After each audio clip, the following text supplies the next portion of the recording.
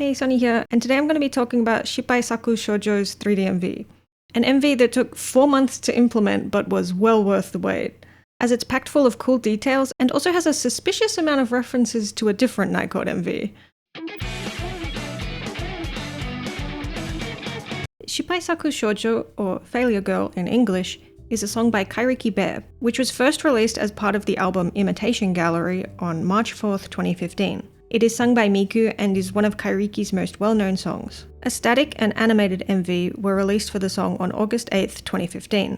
It tells the story of a girl who believes herself to be nothing but a failure who can't do anything right.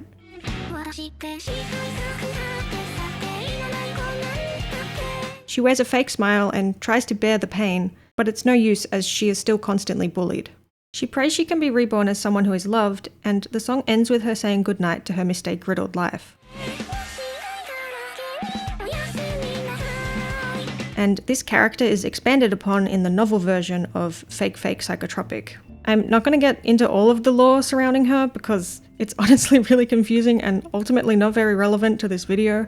4 years later, on the 9th of August 2019, a Marutu arrangement of Failure Girl was released, which ended up gaining even more views than the original.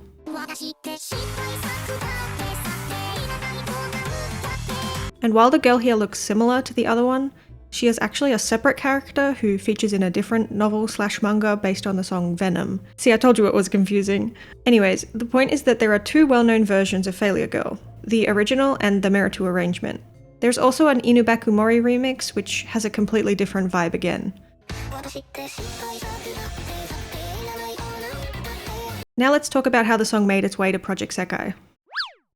Before Failure Girl, 3 of Kairiki's songs were already in the game: Venom, Darling Dance, and Angel, as well as Bug, which was the commission song for Mafuyu's third Focus event. And then in the 2025 January livestream, it was revealed that the next Kairiki classic getting added would be Failure Girl. And to the surprise of nobody, the song would be receiving a Sekai version sung by Night Court.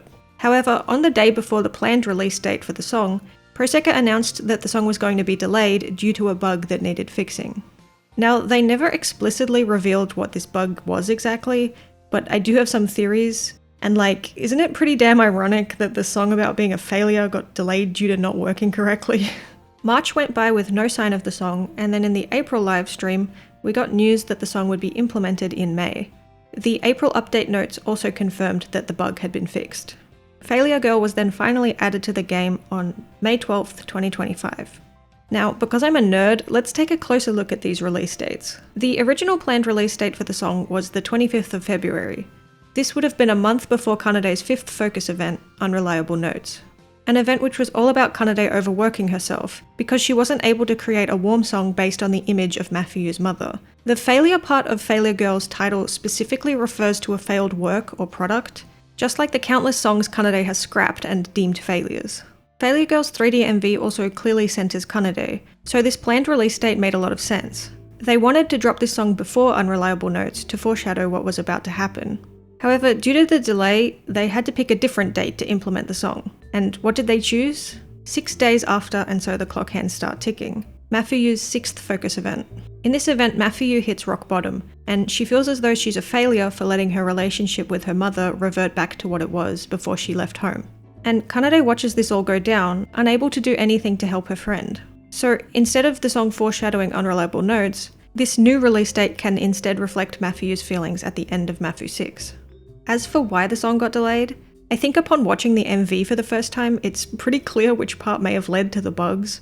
Again, there has been no official confirmation on this, but this was the first time they attempted to do a color swap like this in an MV, and they would have had to make sure it works with every character and costume and hairstyle and such. So it wouldn't surprise me if some issues popped up while playtesting it. They've since used this effect again in Rumor, which is really cool. I also love how so far it's only been Night Court and Momo Jump sharing the Kairiki Bear songs. Okay, now onto the 3D MV itself. The MV opens with a picture frame on a wall, with a little nameplate underneath it that reads Failure Girl. And this is just a complete reach, but picture frames were also featured in the trailer for Unreliable Notes, so maybe this is one of the many frames on the wall in that hallway. The girls start dancing and we get to see the stage. It's quite simplistic with water at their feet and circular lights behind them. They're also surrounded by cracked and broken screens, which kind of resemble phones, which not only suits Night Court, but could also be a reference to Imitation Gallery, as each of the characters in the story for that album download an app that gives them powers. The MV is also grayscale to begin with, which is reminiscent of the original animated MV, which is grayscale throughout, with red being the only prominent colour.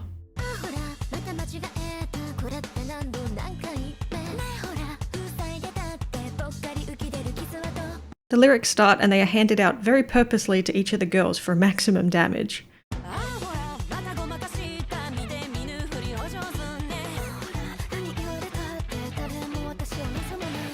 Kanade's line here especially hurts. I just want someone to give her a hug.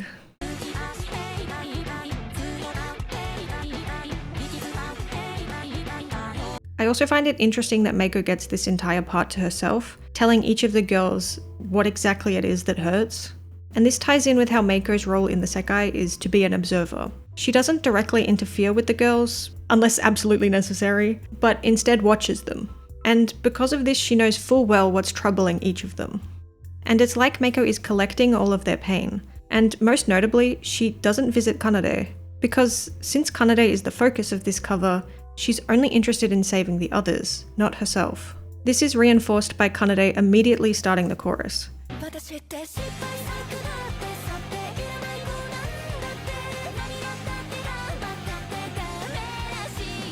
Kanade reaches a hand out, but she's the only one who does this, contrasting Samsa where everybody reaches out. During this part, we also see Kanade throw her hands up in a little tantrum, which is both cute and heartbreaking. And this is clearly supposed to represent how frustrated Kanade is, since she's not able to make a song that can save Mafuyu. However, it's not Kanade who finishes this lyric, but instead Enna, which makes sense because just like Kanade, Enna is extremely hard on herself creatively, and went through a period where she was close to giving up on art entirely because nothing ever turned out the way she wanted it to, never receiving praise from her teachers or her father. The stage turns an ominous shade of red as Mafuyu of course gets the line about putting on a fake smile. She covers half of her face, mimicking the mask that she always wears. Then it's Mizuki who completes the chorus, as they all glare at the camera one by one. And in a contrast to the lyrics, none of them are smiling. We hit the instrumental section and Night Court all start voguing. The screen itself is cracked now, as if someone has torn the picture frame down and broken it in the process. And this is such a blink and you'll miss it thing, but right before the next cut, Kanade is the only one who is looking down in an almost defeated way, while all of the others are looking forwards. Then the stage suddenly changes entirely, this one instead referencing the original static MV for the song. Now the choreography here is probably my favourite moment in the MV, because it says so much without words even being needed. Kanade does a little hand movement and then everybody else holds out a hand towards her, but Kanade rejects their help by tossing her own hands up and everybody pulls away. Then they line up and pull away one by one, all making a different hand movement as they do so, until Kanade finally rushes forwards, desperate to not get left behind. And then Mizuki, Mafuyu, Enna, and Meiko are all seen reaching upwards as if they've been saved. Everyone except Kanade, who is instead looking down in a defeated way yet again. Kanade blames herself for what happened to her dad and doesn't believe that she deserves to be happy because of it. She has tied her entire self-worth and purpose in life to saving others with her music, or more specifically, saving Mafuyu with her music. But if the others were all to be saved independently from her, then where would that leave Kanade? She would be left alone again and forced to wake up from the dream that she's currently using to cope with everything. Kinda six, basically.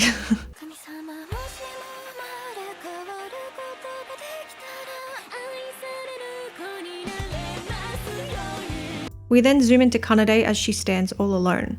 No one left to save but herself. This is both a reference to the original animated MV and also a direct parallel to Samsa, where at this point Kanade and Mafuyu are seen reaching out to one another. This line is heartbreaking too, by the way.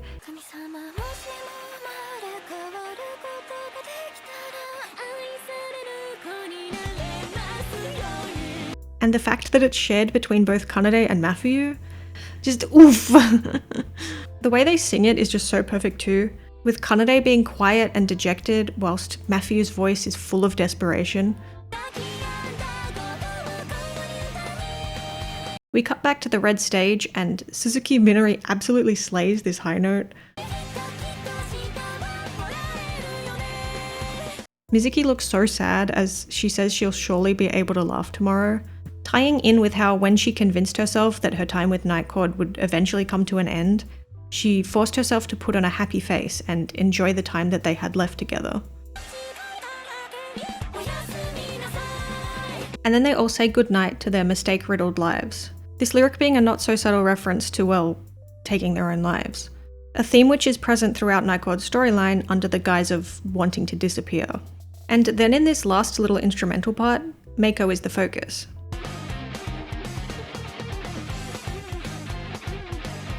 She simply watches, not being able to do anything else. And then at the very end, it's us who she looks at, a purposeful expression on her face. No matter what happens, she will keep watching Nightcord and see this through. And this ending shot is also very similar to, you guessed it, Samsa. Except the thing is, Failure Girl is Samsa's MV played in reverse, or like an opposing version to it. Samsa opens with Kanade glaring at the screen. Failure Girl ends with Meiko glaring at the screen. Samsa features Kaito, whilst Failure Girl features Meiko, the two of them being each other's counterpart. Kaito says their hearts stab with pain as he walks past each of the girls. Zuki Zuki. Meiko says it hurts as she walks past each of the girls. Itai Itai. All of them hold their hands out, only Kanade holds her hand out. Samsa's main colour is blue, whilst Failure Girl's is overwhelmingly red. Kanade and Mafuyu reach out to one another. Kanade stands alone with no one to reach out to, her song having failed to touch Mafuyu's heart. Samsa ends with the camera zooming out to reveal a computer monitor. Failure Girl began with us zooming into a picture frame. Like, do you see what I'm getting at here? I feel like there's way too many similarities for this to just be a coincidence.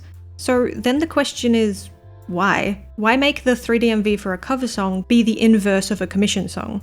Well, I'm honestly not really sure. Failure Girl is a song with an unhappy ending. It's a very hopeless song, so I guess they wanted to reflect that in the MV by adding that extra angst factor.